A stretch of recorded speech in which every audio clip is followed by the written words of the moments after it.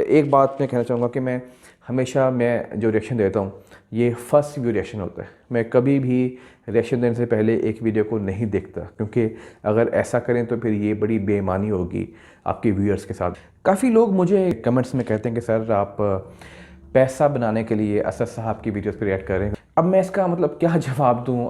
अल्हम्दुलिल्लाह मेरे पास पैसा कमाने के बहुत सारे ज़रिए हैं। मैं अब सच्ची बात से बात करूँ तो ये जो बंदे हैं असद साहब, इनकी बाहरी खूबसूरती और अंदर की मजबूती है, ये मुझे बहुत मुतासर करती है। और यकीन करें मेरे जानने वालों में एक शख्स हैं, उनको मैं इसलिए बहुत पसंद करता हूँ क्योंकि उनकी शक्ल इनसे मिलती है। ओके, असद साहब का जो इंटरव्यू था आपकी अदालत में, उसके लास्ट पार्ट पे रिएक्शन के लिए मुझे रिक्वेस्ट की थी शाहिद चौधरी ने, एमडी शहबाज ने, रेहान साहब ने, रज़ा नाथ ने, शाहिद चौधरी, आमिर ख़ान और मंसूर पाशा साहब ने। जी अस्सलाम वालेकुम, कैसे हैं आप सब लोग? ठीक हैं? मैं भी अल्लाह का शुक्र ठीक हूँ, बिल्कुल पाकिस्तान में अल्हम्दुलिल्लाह। और काफ़ी लोग मुझे कमेंट्स में कहते हैं कि सर आप पैसा बनाने के लिए असद साहब की वीडियोस पे रिएक्ट कर रहे हैं, क्योंकि असद साहब बहुत मकबूल हैं भारत में, उनको लोग देखते हैं। तो चूँकि आपकी वीडियोस असद साहब के बारे में अक्सर होती हैं, तो शायद आपका इससे पैसा अच्छा बनता है, तो आप उनकी वीडियो देखते हैं। अब मैं इसका मतलब क्या जवाब दूँ? अल्हम्दुलिल्लाह मेरे पास पैसा कमाने के बहुत सारे ज़रिए हैं, अल्लाह का शुक्र अल्हम्दुलिल्लाह। तो ये है कि मैं अब सच्ची बात से बात करूँ तो ये जो बंदे हैं असद साहब, इनकी बाहरी खूबसूरती और अंदर की जो मजबूती है, ये मुझे बहुत मुतासर करती है। और यकीन करें मेरे जानने वालों में एक शख्स हैं, उनको मैं इसलिए बहुत पसंद करता हूँ क्योंकि उनकी शक्ल इनसे मिलती है। असद साहब से बहुत शक्ल मिलती है, उनका हुलिया नैन नक्श सारे इनसे मिलते होते हैं। सिर्फ इनकी वजह से मैं उनको बड़ा पसंद करता हूँ। तो अब इस बात का मैं क्या जवाब दूँ? लेकिन बहरहाल मुझे अगर आप मेरी सच्चाई को जान सके दिल की, तो मुझे इनको देखने का बड़ा मज़ा आता है, इनकी बात सुनने का बड़ा मज़ा आता है। तो आज मेरे पास लास्ट एक एपिसोड, और मेरे पास बहुत ज़्यादा रिक्वेस्ट हैं। बहुत सारे लोग रिक्वेस्ट करते हैं सर हमारी वीडियो पर रिएक्शन देते हैं आप। मुझे सैकड़ों लोग रिक्वेस्ट करते हैं वीडियोज़ के लिए, और बिलीव करते मैंने एक लिस्ट बनाई हुई है, पूरी लिस्ट बनी हुई है, अगर आप इसको देख सकें। इस पे सबके मैंने नाम लिखे हुए उर्दू में, वीडियो का नेम है, उसके बाद उनके जो रिक्वेस्ट करने वाले हैं सबका नेम है। और मैं कोशिश करता हूँ कि सबकी रिक्वेस्ट पूरी करूँ, और बड़ी मुश्किल से जस्ट 1% लोगों की रिक्वेस्ट भी पूरी मुश्किल से कर पाता हूँ। सो मेरे पास आप जो भी रिक्वेस्ट करते हैं उसका नाम यहाँ पर मौजूद होता है, मैं उसका नाम लिखता हूँ यहाँ, अगर आप देख सकें। उर्दू में है, शायद आपको ना पढ़ना है, उर्दू आती भी है, भारत में काफ़ी लोग उर्दू को पढ़ना। तो मेरे पास आज लास्ट पार्ट है असदुद्दीन अवैसी साहब का, उनका जो इंटरव्यू था आपकी अदालत में, तो उस पे मेरे रिएक्शन करने वाला हूँ आज। ही लास्ट है बट नॉट द लीस्ट, मेरे ख्याल में सबसे जानदार पार्ट शायद यही होगा। तो मैं इसको हम स्टार्ट करते हैं। लेट्स सी कि आखिर और एक बात मैं कहना चाहूँगा कि मैं जो रिएक्शन देता हूँ ये फर्स्ट व्यू रिएक्शन होता है। मैं कभी भी रिएक्शन देने से पहले एक वीडियो को नहीं देखता, क्योंकि अगर ऐसा करें तो फिर ये बड़ी बेईमानी होगी आपके व्यूअर्स के साथ। बिकॉज रिएक्शन वीडियोस का असल तो यही है, मज़ा यही है कि जो आपको रिएक्शन दे रहा है वो पहली बार ही उस वीडियो को देखे। तो वीडियो को मैं स्टार्ट करता हूँ, और इनका ये लास्ट इस पेपर को हम यहाँ पे रखते हैं, और इस लास्ट पार्ट पर रिएक्शन करते हैं। लेट्स सी कि इसमें ये किन मुद्दों पे बात कर रहे हैं। इस वीडियो को हम स्टार्ट करते हैं अब। आपने बोला कि मुल्क आपके लिए सबसे ऊपर है। फिर जब आपके भाई ने वो बयान दिया था कि 15 मिनट में पुलिस हटा दो तो हम हिंदुओं को दिखा देंगे कौन ज़्यादा पावरफुल है, आपको नहीं लगता बड़े होने के नाते आपको वहाँ कुछ बोलना चाहिए था, या आपको उन्हें समझाना चाहिए था? मैं इसीलिए तो आपसे अर्ज कर रहा हूँ, वहाँ पे अगर कोई सांप्रदायिक हिंसा हुई होती सर, मेरे तो उसके लिए कौन रिस्पॉन्सिबल होता? मेरे भाई, इसीलिए तो मैं आपसे कह रहा हूँ कि कोर्ट का जो फैसला आएगा, जी काफ़ी देर से यही कह रहे हैं कि कोर्ट के फैसले का इंतजार कर लो। आप इस बात को तो मानते हैं ना? Yes sir. कोर्ट के फैसले का इंतजार करिए। वो कोर्ट की बात नहीं कह रहे, बड़े भाई होने के नाते कान खींचना चाहिए था, ऐसा क्यों बोल रहे हो? सर मैं तो आपसे कह रहा हूं ना कि मेरी नज़र में इंसाफ का जो पैमाना है वो अदालत करेगी फैसला। या तो उन्होंने कहा वो सही था या नहीं था आपकी नजर में। अब अगर रजत शर्मा मुझे उस वक्त बुला लेते, मगर आप बुलाए नहीं हमको। आप कटहरे में आप बुला रहे हैं 2 साल के बाद। अब जनता ने कहा कि बुलाओ, बहुत हो गया। अरे जनता ने उस वक्त भी कहा था आपको। जनता ने उस वक्त भी कहा था आपको। Okay. आप लोग तो वन साइड स्टोरी चला दिए पूरा। मगर जो कोर्ट का फैसला होगा उसका इंतजार करिए। कोर्ट का जिस फैसला तरह ठीक है, लेकिन जो वो पूछ रहे, मैं उनकी बात का जवाब चाहता हूं। उन्होंने कहा बड़े भाई के होने के नाते, ज्यादा समझदार होने के नाते। अच्छा, मैं शुक्रिया सर आपका। आप मुझे समझदार कह रहे हैं। तो उस समझदार बड़े भाई से और ज्यादा एक्सपीरियंस भाई से पूछ रहा हूं कि क्या छोटे भाई ने जो बयान दिया था, अब आप सहमत हैं उससे कि उन्होंने नहीं जो कहा? सर, इसमें अब इतना वक्फा गुजर जाने के बाद ये सवाल मैं समझता हूं कि इनफ्रक्चुअस है, क्योंकि अब ये कोर्ट सवाल नहीं, अब इस पर तबसरा करना एक मैटर सब जुडिस है। अदालत फैसला करेगी, इंतजार करिए ना सर। मैं तो भाई का दिल क्या कहता है ये पूछना नहीं, चाहता हूं। भाई का दिल क्या कहता है वो घर की बात में अवाम में क्यों करूंगा? आपके घर में भी आपके भाई हैं, क्या आप बताते लोगों को? मैं बताता, अगर मेरा भाई ऐसा करता कान खींचता। नहीं, आप खींचते होंगे, आप लगता होगा।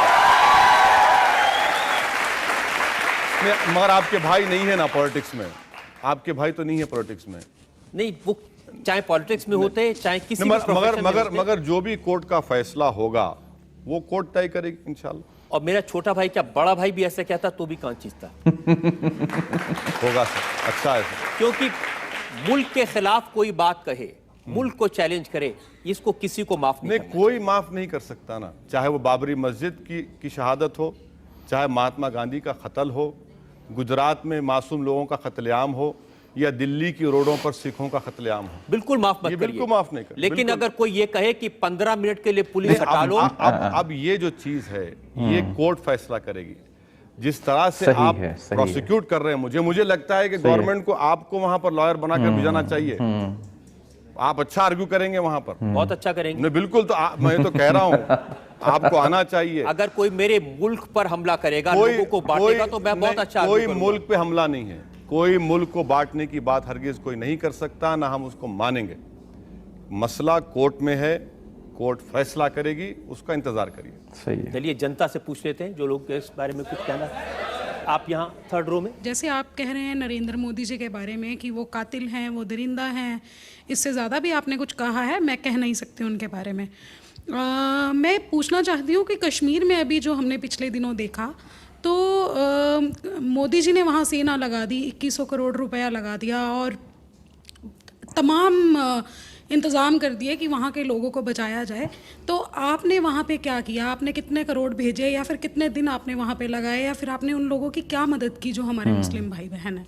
बिल्कुल, जवाब काफ़ी कुछ किया होगा डेफिनेटली।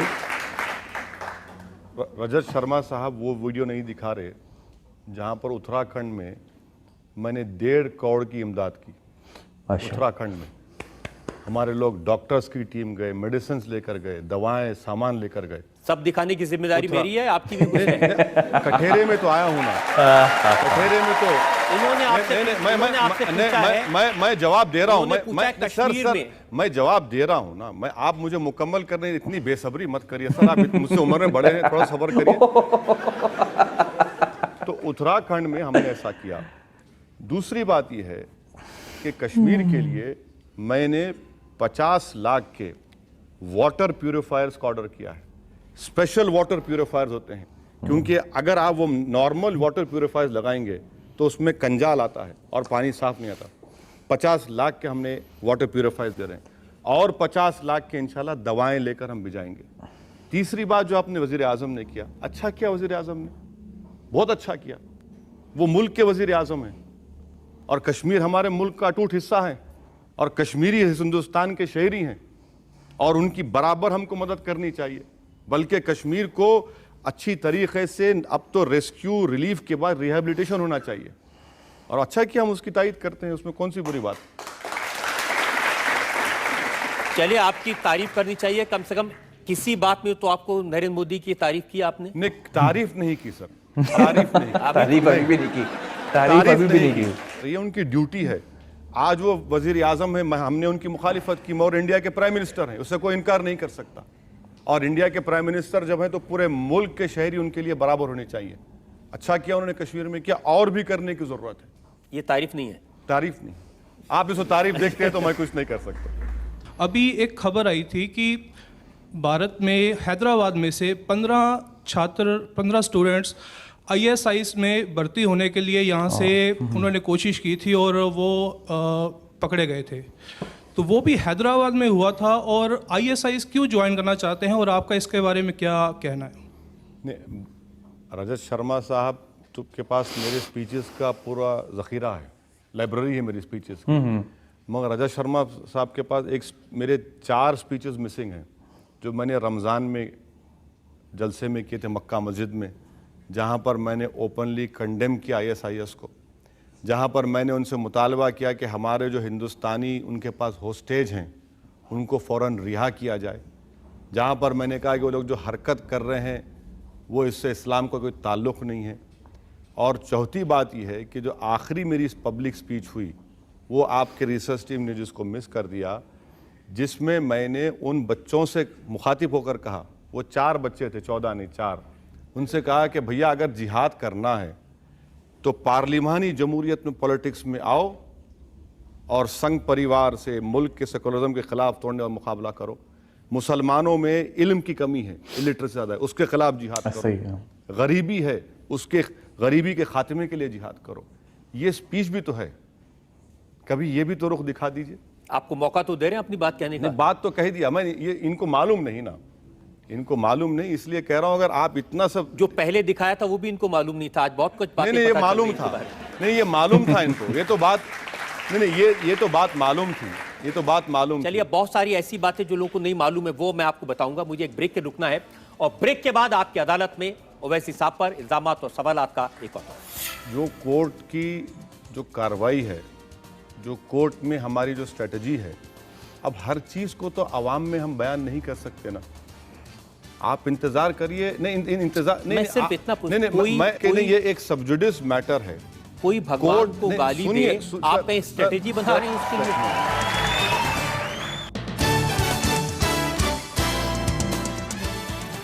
बड़ा मजा आ रहा है आपकी अदालत में आज हमारे मेहमान हैं असदुद्दीन ओवैसी। आपकी अदालत में अगला हिस्सा। आपकी अदालत में ऑल इंडिया मजलिस इत्तेहाद के प्रेसिडेंट असदुद्दीन ओवैसी पर इल्जाम है कि ये समाज को बांटने का काम करते हैं। अब मैं फिर से आपको आपके छोटे भाई, आपकी पार्टी के लीडर MLA साहब, उनका बयान सुनाना चाहता हूं। वो कैसे हिंदू देवी देवताओं का मजाक उड़ाते हैं, सोसाइटी को डिवाइड करते हैं। भगवान राम का मजाक उड़ाया, उनकी मां कौशल्या का मजाक उड़ाया, कैसे आग लगाते हैं वो जरा देखिए। हरियाणा कौशल्यापुरम के लोग बोलते हैं कि कौशल्या वहां की थी। कौन कौशल्या? राम की मां दशरथ की बीवी। और वहां के लोग बोलते कि कौशल्या हिंदू तहजीब के हिसाब से मैके को आई थी हरियाणा को कौशल्यापुरम में, और राम वहां पैदा हुए। 3 पुजारियां बोल रहे अयोध्या में, यहां। अरे अडवाणी, वाजपेयी, उमा भारती, मोदी, बता आखिर राम की मां कहां गई, किधर जन्म दी?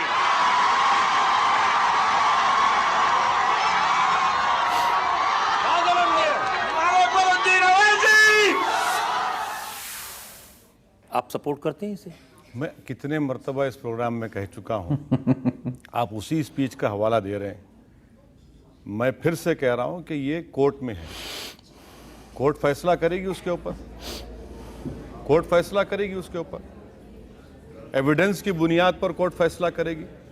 अगर वरुण गांधी को इंसाफ बोल रही है मिल बीच में, तो यहाँ वो चाह रहे, वो जवाब लेना चाह रहे हैं सारे। ये जो बात है सर, देखिए, ये आप जो कोर्ट की जो कार्रवाई है, जो कोर्ट में हमारी जो स्ट्रेटजी है, अब हर चीज को तो आवाम में हम बयान नहीं कर सकते ना।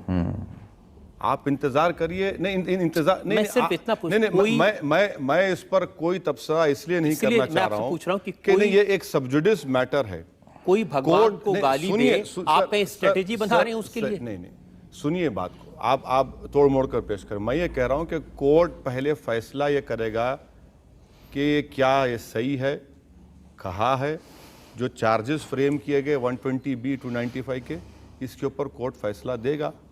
कोर्ट के इंतजार करिए ना सर, जब कोर्ट का फैसला आ जाएगा आप मुझे दोबारा बुला लीजिए।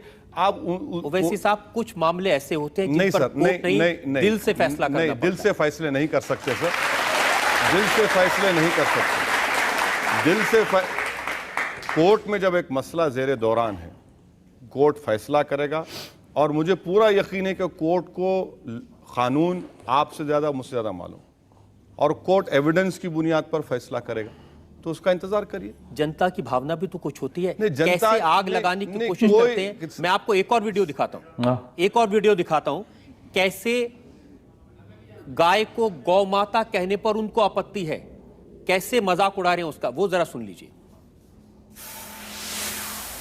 ये बोला जाता कि ये हमारी माता है, ठीक है, तुम्हारी माता है, बराबर है बराबर माता, इस बात से इनकार नहीं।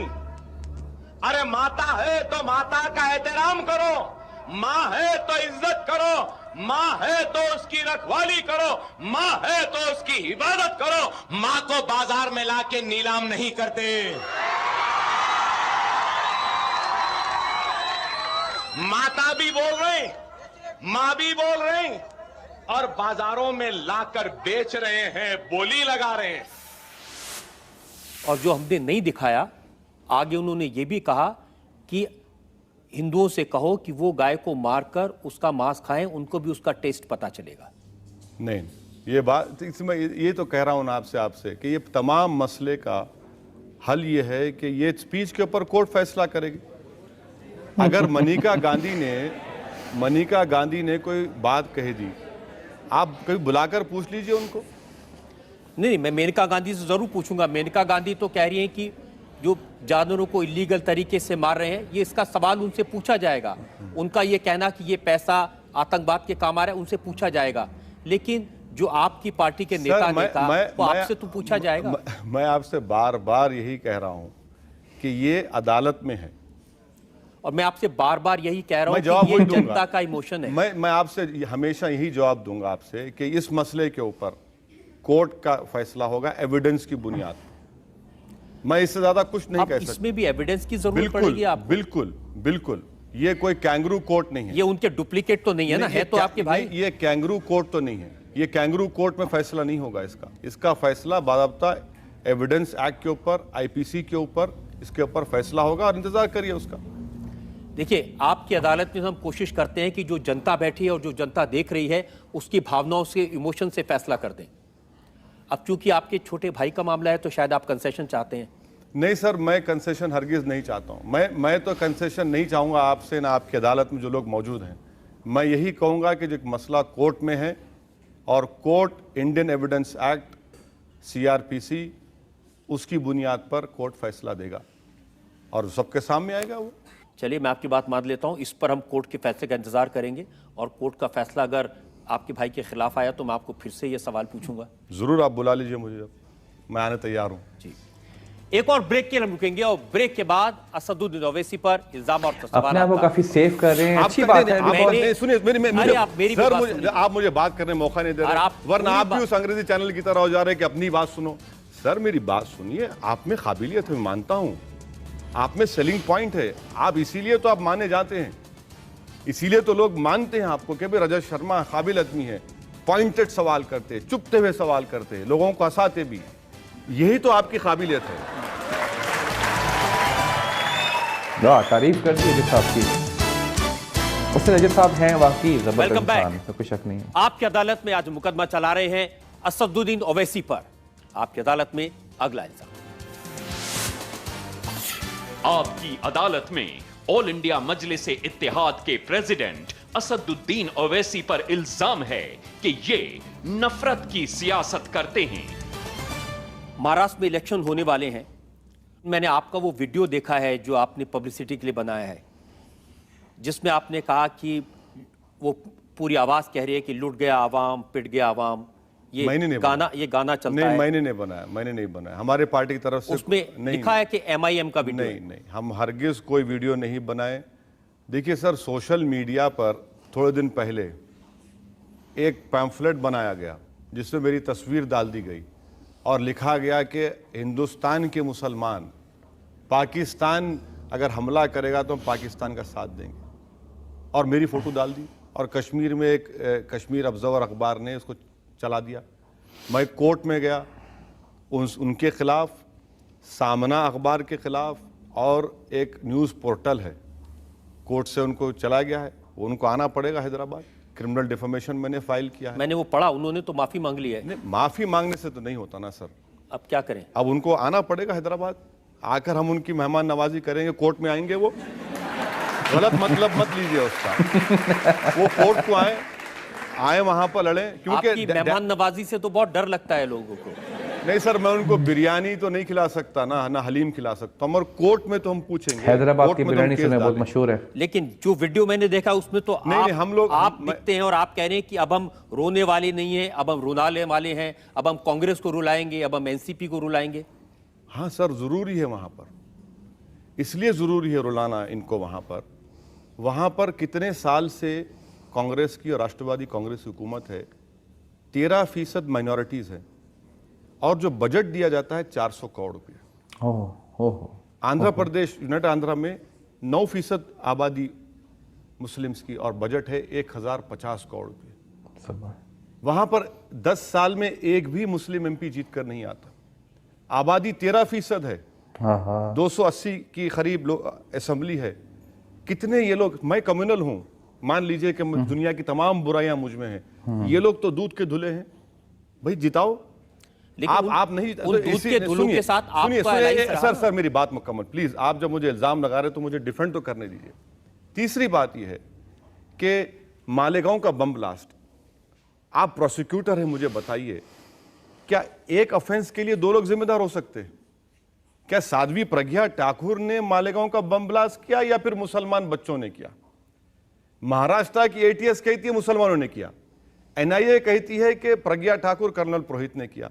बच्चों को बेल मिल जाती है कई सालों के बाद, ये लोग डिसाइड नहीं कर पाते।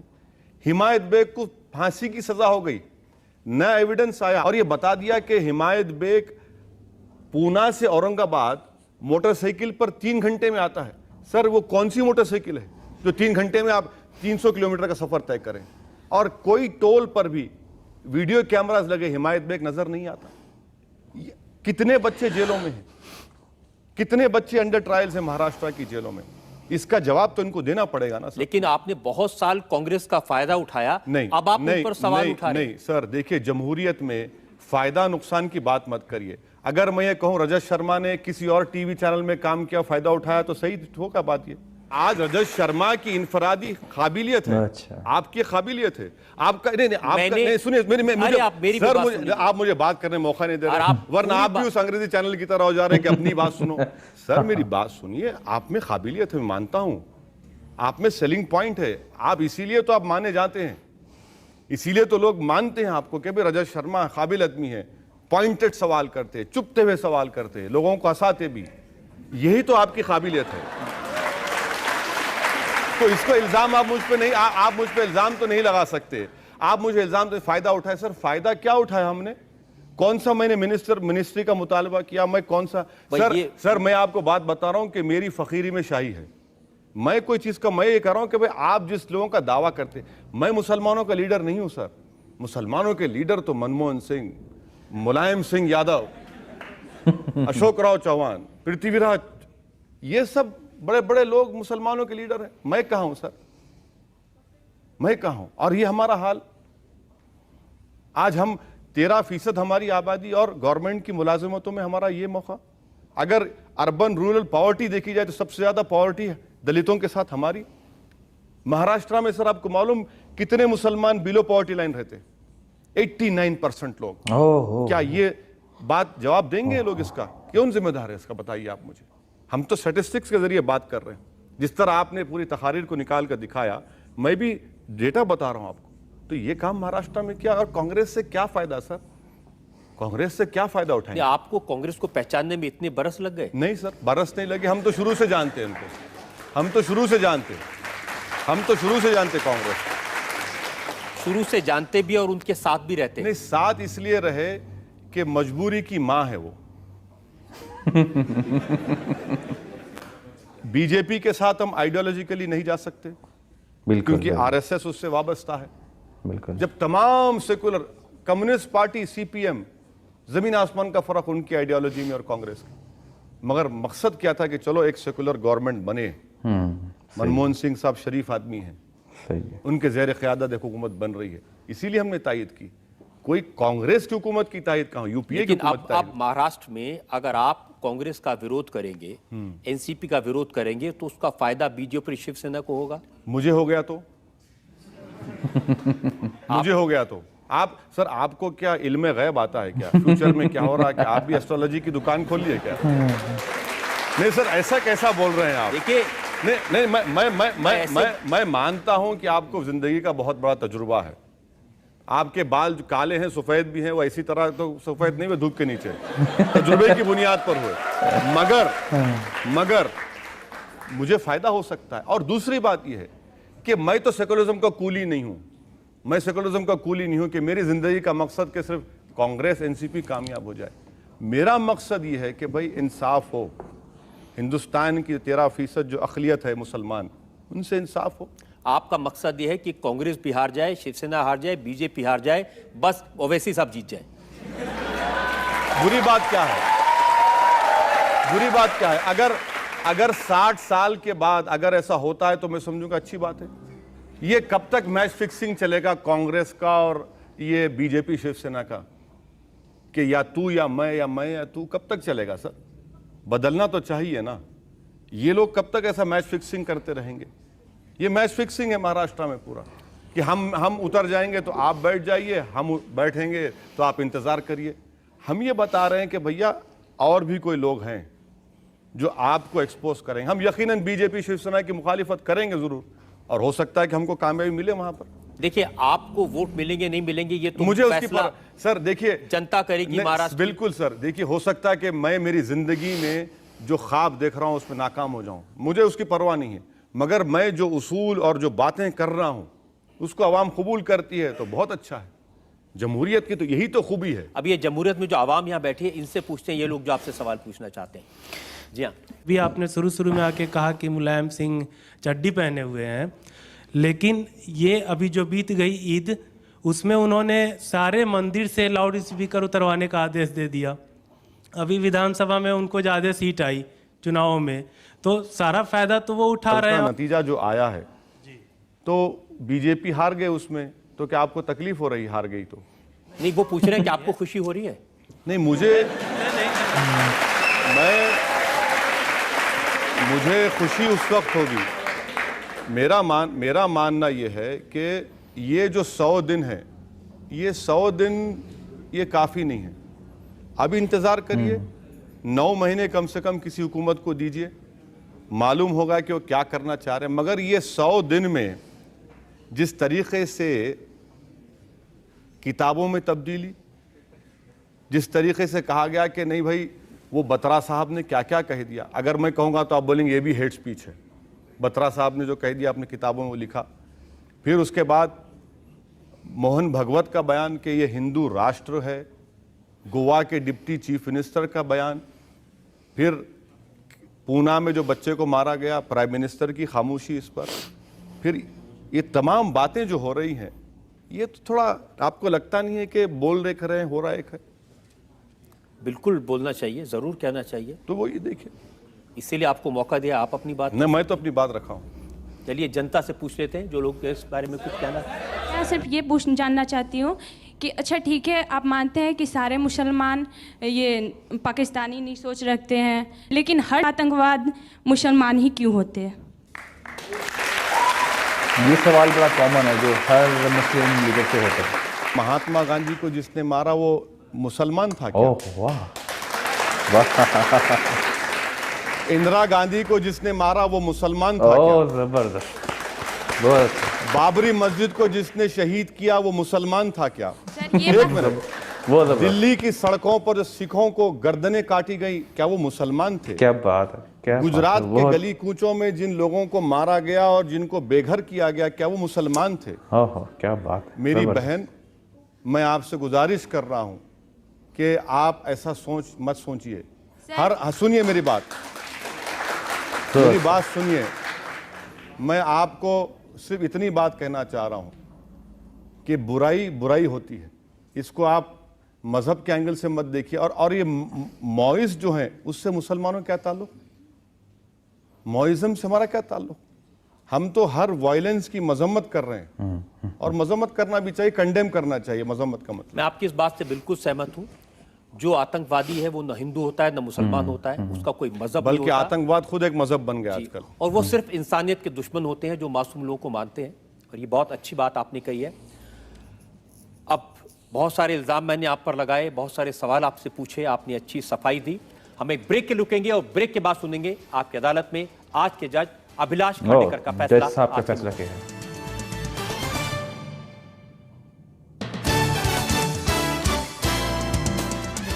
Welcome back. आपकी अदालत में आज मुकदमा चलाया असदुद्दीन ओवैसी पर। उनसे पूछा उनकी हेट स्पीचेस के बारे में, उनसे हमने पूछा उनकी सियासत के बारे में, उनसे पूछा हिंदू और मुसलमान में डिवाइड पैदा करने के इल्जामात के बारे में। अब वक्त है आपकी अदालत में आज के जज अभिलाष खांडेकर का फैसला। आज के फैसले में मैं ओवैसी साहब की प्रशंसा में कुछ शब्द ज़रूर कहूँगा, और वो लफ्ज़ ये हैं कि वे बहुत होशियार हैं। लंदन से वकालत सीख के आए हैं, लंदन से वकालत सीख के आए हैं, लेकिन भड़काऊ भाषण देने में वो बाज नहीं आते हैं। भारत में हिंदू मुसलमानों में लड़ाई दरार पैदा करने की लगातार कोशिश करते रहते हैं। भारत की संसद के वे सदस्य हैं, लेकिन अपनी भाषा को वे काफ़ी बार असंसदीय भाषा की ओर ले जाते हैं, जिससे कई बार समाज में टेंशन पैदा करते हैं। तो ओवैसी साहब ने 4 बड़े महत्वपूर्ण मुद्दे कहे पिछले कुछ सालों के। उन्होंने कहा कि गांधी की हत्या, बाबरी मस्जिद, गुजरात के दंगे, सिखों का कत्लेआम, ये बहुत ही महत्वपूर्ण लेकिन न आलोचना करने योग्य घटनाएं हैं। लेकिन होशियार ओवैसी साहब ने बम्बई के बम विस्फोट और संसद के हमले के बारे में कुछ नहीं कहा। इससे पता लगता है कि वे किस तरीके की राजनीति करना चाहते हैं। मैं आज अपने जजमेंट में उनको ये बताना चाहता हूँ कि ऐसी भाषा का भविष्य में प्रयोग न करें, और सख्त हिदायत के साथ उन्हें बाइज्जत बरी किया जाता है। लेकिन वे ध्यान रखें कि भारत के संविधान में सर्वधर्म समभाव है और यहाँ की नागरिकता भारतीय है, और उसी की इज्जत करना हमारा कर्तव्य है। वही ओवैसी साहब का भी कर्तव्य होना चाहिए।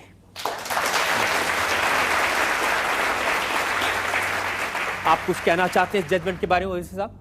मैं जज साहब ने जो फैसला दिया है, मैं आपके फैसले की इज़्ज़त करता हूं, मगर मैं अपने डिफेंस में इतना ही कहना चाह रहा हूं कि मैंने जिन 4 वाक़यात का जिक्र किया था कि महात्मा गांधी का कत्ल, बाबरी मस्जिद की शहादत, दिल्ली में सिखों का कत्लेआम, गुजरात की सरजमीन पर मासूम लोगों का कत्लेआम, इसका ये मतलब नहीं है कि मैंने पार्लियामेंट पर जो हमला किया गया है उसकी मैं कंडेम नहीं करता उसको।